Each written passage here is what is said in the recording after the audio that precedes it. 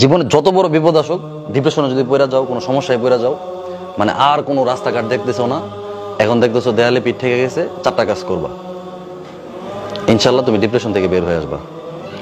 সর্বপ্রথম কাজ হইলো 2 রাকাত নামাজ পড়ে ফেলবা।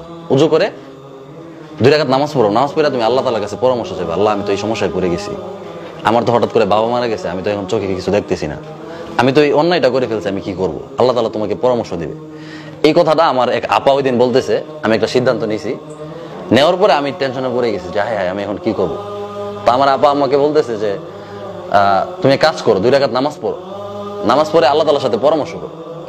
আমি চিন্তা করছি আল্লাহ তাআলার সাথে পরামর্শ করবো কিভাবে। 2 রাকাত নামাজ পড়ছি, নামাজ পড়ে আমি আল্লাহকে বলছি যে আল্লাহ আমি তোমার একটা সিদ্ধান্ত নিছি, কি করব।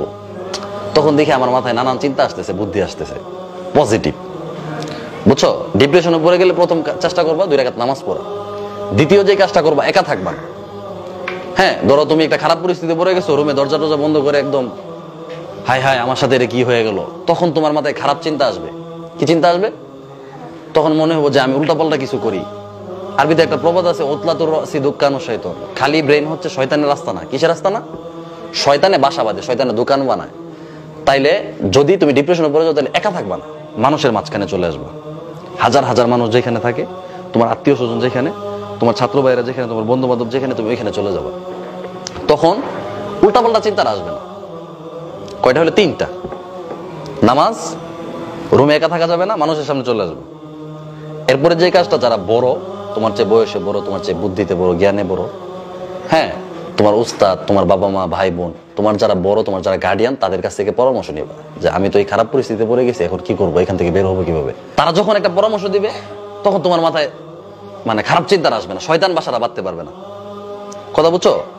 আর তোমার মাথায় যদি কেউ পরামর্শ না দেয়, তাহলে তোমার মাথায় নেগেটিভ চিন্তা আসবে, খারাপ চিন্তা আসবে, উল্টাপাল্টা চিন্তা আসবে।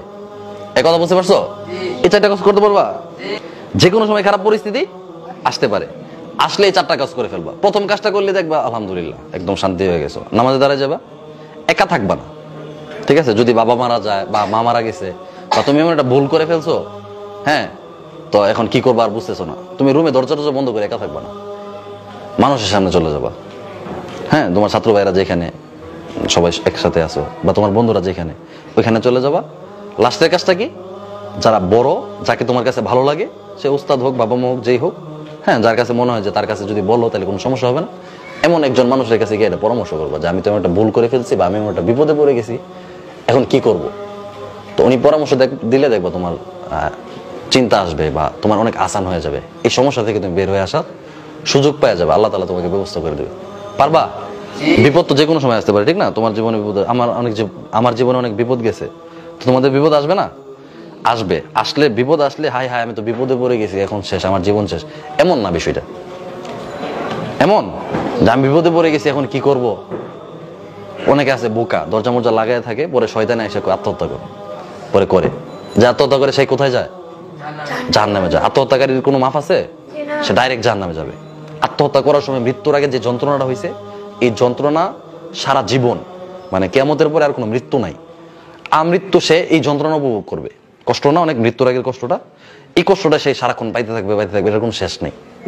তো শয়তান নানান খারাপ পরামর্শ দিবে, তো শয়তানকে পরামর্শ দেওয়ার সুযোগই দিবা না, রুমে একা থাকবা না। খারাপ লাগতেছে, সবার সামনে চলে যাবা, খারাপ লাগতেছে, নামাজ পড়বা, খারাপ লাগতেছে, বড়দের পরামর্শ নিবা। বুঝছো? মনে থাকবে সবার?